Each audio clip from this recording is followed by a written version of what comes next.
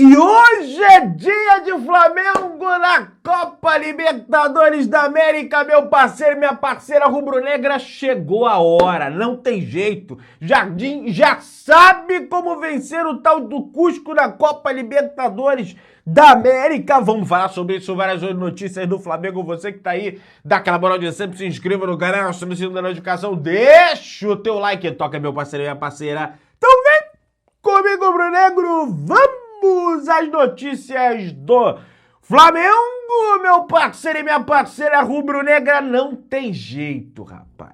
Hoje é dia Libertadores e os meus nervos aqui, meu irmão, estão à flor da pele, então eu vou ter que fazer aquela parada que vocês sabem, né?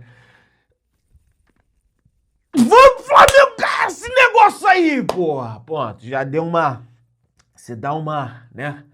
Dá uma liberada ali na ansiedade ali, porque senão, né, você sabe como é que é, né? Altitude ainda, puta, né? Vou te falar, sabe quando o Flamengo estreou na altitude também, na última vez pela Libertadores? Você sabe onde foi? Pois é, Flamengo e San José de Oruro. O Flamengo venceu por 1-0, 2019, gol de Gabriel Barbosa, Gabigol, com passe de quem? Bruno Henrique. Quem sabe, né? Bom, vamos lá. Jogadores do Flamengo chegaram em Cusco já e chegaram divididos em vans, tá? O Flamengo chega a Cusco para a estreia da Libertadores, viagem com escala em Arequipa, durou cerca de 7 horas e meia, rapaz. Haja viagem, tá? É viagem pra cacete. E o clube desembarcou às 22 horas, desembarca, né? Desembarcou 22 horas, não é 22 horas a hora de lá. 22 horas antes da hora do jogo, né? Para você ter uma ideia como é difícil você chegar a Cusco, 3.400 metros de altitude acima do nível do mar.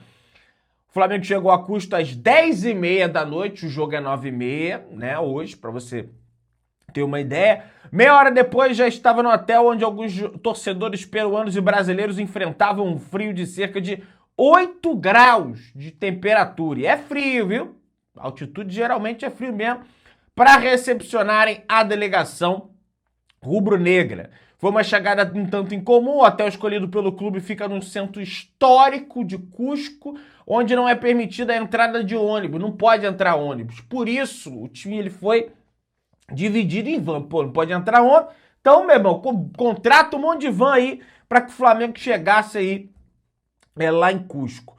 A solução foi alugar a vans e dividir os jogadores. Ao todo foram 6 veículos. O desembarque precisou ser feito de 2 motos. O carro que ficava vazio saía para dar lugar a outro que ficava cheio, que estava na porta, enquanto os demais esperavam na fila. Não houve interação dos atletas com os torcedores, exceto por alguns tchauzinhos. Mas aí também, né, cara, depois de 7 horas e meia, né, de viagem, você vai fazer o quê? O cara tem que descansar, o cara tem que jantar, né, aquela coisa toda que a gente está acostumado. O Flamengo coloca a prova, a estratégia escolhida para a estreia, diferentemente do que virou padrão em grandes altitudes, e chegar à cidade só momentos antes do jogo para minimizar os efeitos. O elenco do Flamengo chegou 22 horas de antecedência, mas conta com um hotel com quartos pressurizados. Em tese, até que a estratégia não mudou tanto, a estratégia é a mesma, minimizar o efeito da altitude o máximo possível. Só que dessa vez, como há um hotel pressurizado, o Flamengo chega antes e vai ficar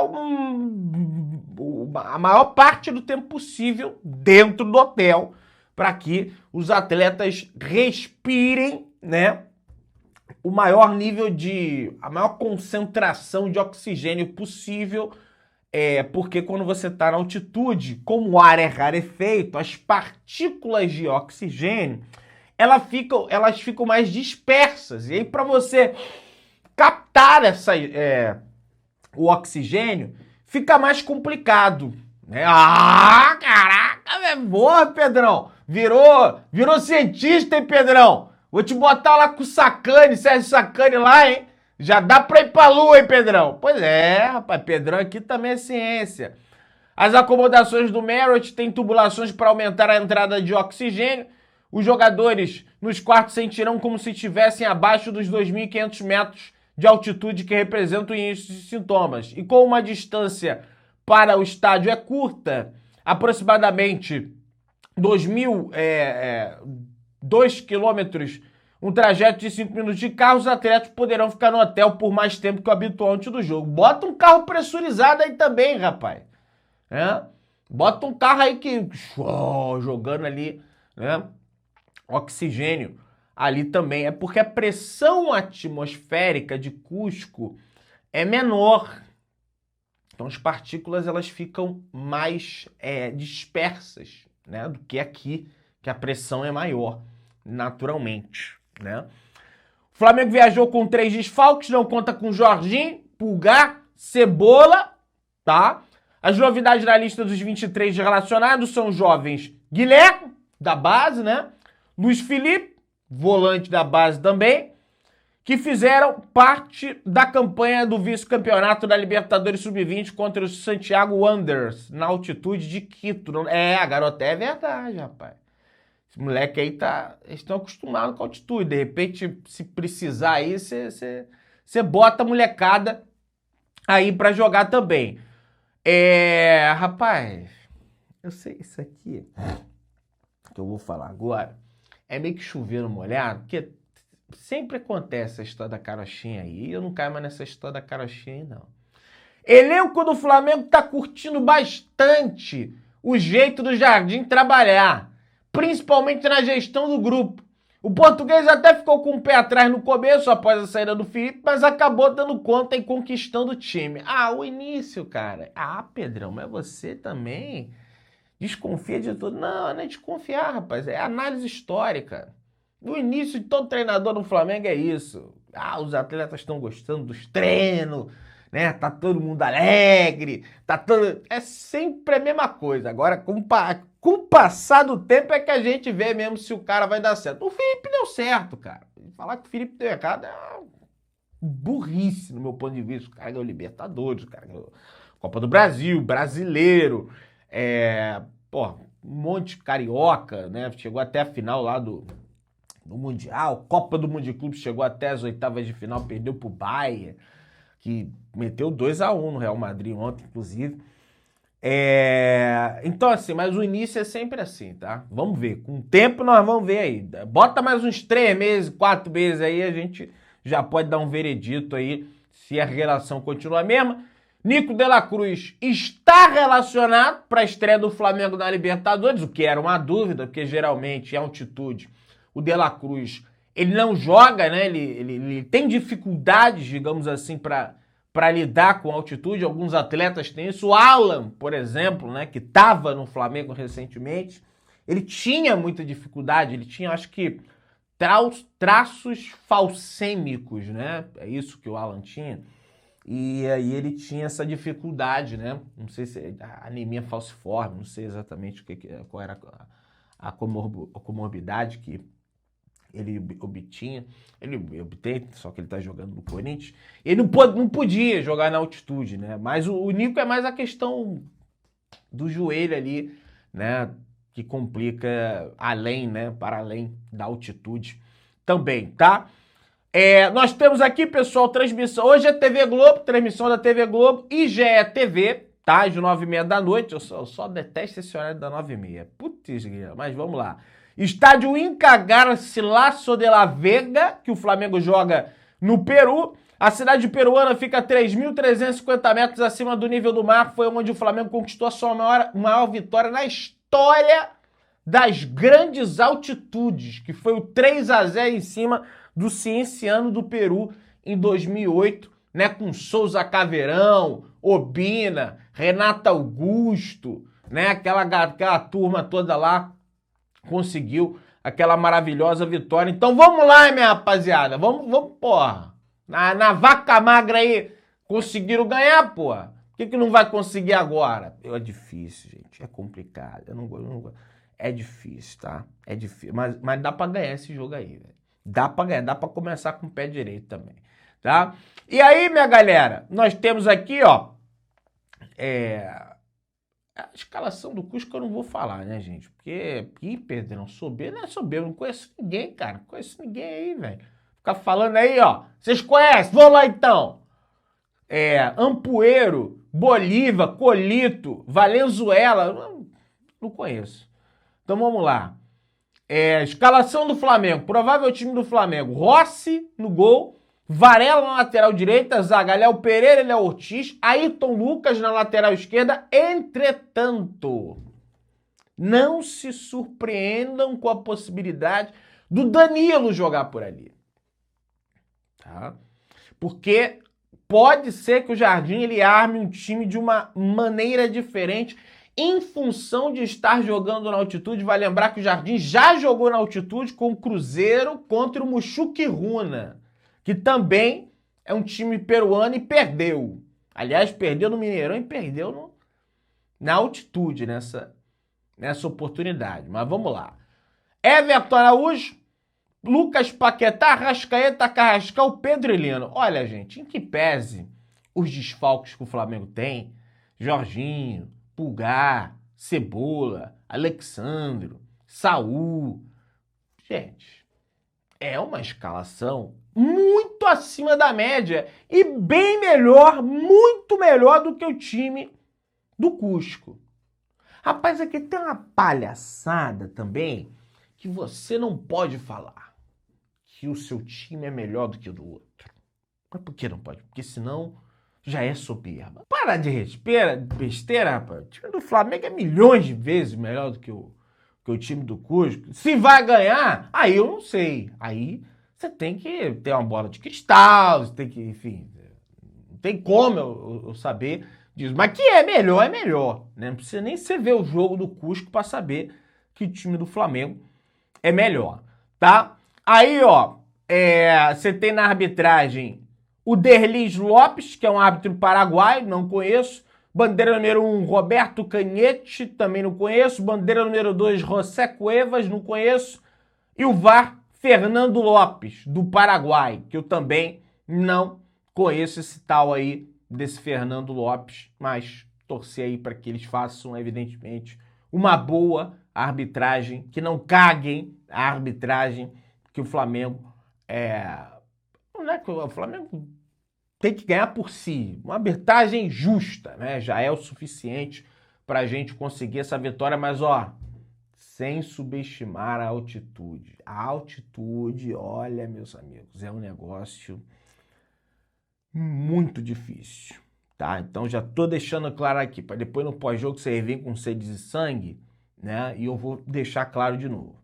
Mas ó, Emerson Royal é condenado pela CNRD a pagar 650 mil euros, 3 milhões e 900 mil reais à empresa do agente André Cury por uma dívida de 2021. O valor tem que ser pago até o dia 13 de abril, caso contrário, o órgão aplica mais uma punição que, segundo os advogados, pode ser a suspensão do atleta. Então, Emerson Royal pode ser suspenso e ficar impossibilitado de jogar. Olha, deixa eu falar um negócio pra vocês. Aí eu tô lendo um monte de torcedor do Flamengo escrevendo, sabe o quê? Não paga não, Royal! Não paga não, Royal! Pro cara ser suspenso. Vocês estão sendo injustos. Porque o Royal não tá jogando mal. Ah, Pedrão, agora ferrou. Você vai defender o Emerson Royal agora? Vou defender. Porque o cara não tá jogando mal. O cara tá jogando bem. O cara é útil. Tá? Aí vai botar quem ali? Vai botar o Danilo, aí não tem o Danilo, você vai meter quem? Vai botar o moleque da base? Aí o moleque da base erra. Ah, mas o Royal é melhor. Por quê? Porque o melhor é sempre o que tá de fora. O Varela é o titular. Beleza, mas o Varela não é de ferro, velho. Mas o melhor, rapaz, tem torcedor que o melhor é o que tá no banco. Pô, mas também não botou fulano, aí bota fulano. Pô, mas também não botou ciclano, aí bota ciclano. Bota ciclano. Ah, porque o fulano é melhor. Nunca tá bom. O melhor é o que tá no banco. Ah, faça-me um favor, rapaz. Vamos lá. Ó, CBF vai investir cerca de 195 milhões na arbitragem, já começa hoje um novo ciclo de treinamentos voltado para árbitros pró. A ideia é de melhorar o nível geral, já que a entidade vê a falta de critério como um problema, o principal problema no Brasil. Ah, vamos ver, né? Vamos ver se isso vai acontecer mesmo, porque prometeram o impedimento semiautomático. Cadê? Nada até agora. Prometeram a goal line, ali no gol, ali para ver se a bola entrou ou não entrou. Tecnologia essa já disponível desde 2012. Desde 2012. Cadê a goal line? Não tem a goal line. Né? Promete. Tá igual político, né? E não faz, ou então faz pela metade para dizer que fez. Ah, faça meu favor. Vamos lá. Pedro Moreno, sobre Eric Pulgar. Ele que é comentarista do Sport TV. De uns tempos pra cá, ele tá vestindo muita carapuça do jogador que chega pra dar uma pegada. Tá passando do limite totalmente. O que ele fez na final da Libertadores poderia colocar tudo a perder. Ele tá achando o quê?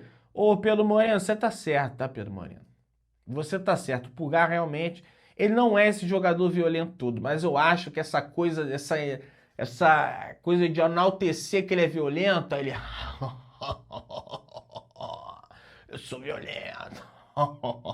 Aí ele chega e faz aquela besteira que ele fez. Eu gosto dele, tá? Eu gosto dele. Mas ele chega e faz aquela besteira lá que ele fez contra o Bragantino, de achar que é o Alex Poitin. Aí deu problema no homem. Por quê? Porque ele não é o Poitin. Porque ele não é o Anderson Silva. Sabe? Ele não é o Khabib. Como é que é? O Khabib Nurmagomedov. Esqueci o nome dele. Georgiano, né? Da Geórgia, ou da Rússia, não sei. Ele não é esses caras, Jorge Sampierre. Ele não é, velho. Ele não é esses caras. Tá? Vamos seguindo aqui que tem muita coisa pra gente conversar, ó. Mensagem séria aqui agora. Luiz Roberto da Globo se afasta para tratamento médico e está fora das transmissões da Copa do Mundo. O narrador foi diagnosticado com neoplasia na região cervical. A condição médica está na fase final de avaliação para decidir a melhor forma de tratamento. Toda a força, Luiz Roberto. Que Deus te abençoe, tá, Luiz Roberto? Que você possa sair o mais rápido possível dessa situação, porque o Luiz Roberto, por mais que eu tenha discordâncias dele na hora da transmissão e fique discutindo, pô, Luiz Roberto, falou isso. Olha, eu não conheço as outras pessoas da Globo, mas é um cara, é um dos grandes seres humanos que você tem na imprensa brasileira hoje, é o Luiz Roberto. É um cara humilde, é um cara que fala com todo... Olha, é um cara sensacional, o Luiz Roberto, pessoalmente. Cara sensacional. Então, e mesmo que não fosse também, mas desejo pronta recuperação ao Luiz Roberto, e que é um baita de um narrador, tá? Vamos reconhecer aqui. Não quer dizer que eu concordo com tudo que ele fala, mas é um baita de um narrador. Beleza? Pessoal, o negócio é o seguinte. Flamengo avalia contratação de Marcos Leonardo. José Bota e Bap gostam do atacante bem visto internamente. Mesmo assim, o clube entende que já possui opções mapeadas no mesmo nível, até superiores para a próxima janela. Marcos Leonardo não está descartado, mas divide espaço com outros nomes na pauta. Caio Jorge é tratado como uma negociação muito difícil, tanto pela conversa com o Cruzeiro, quanto pela multa considerada inviável no meio do ano. Luiz Henrique também é visto como um cenário complicado, ainda mais com a possível valorização do atleta após o período de Copa do Mundo. Então, o Flamengo segue monitorando aí essa questão do atacante para a janela após a Copa do Mundo no México, Canadá e Estados Unidos. Você que tá aí, se inscreva no canal, aciona o sininho da notificação, deixa o teu like. Tamo junto. Bem esse troço aí, Flamengo. Da tarde tem vídeo também. Tamo junto, saudações rubro-negras.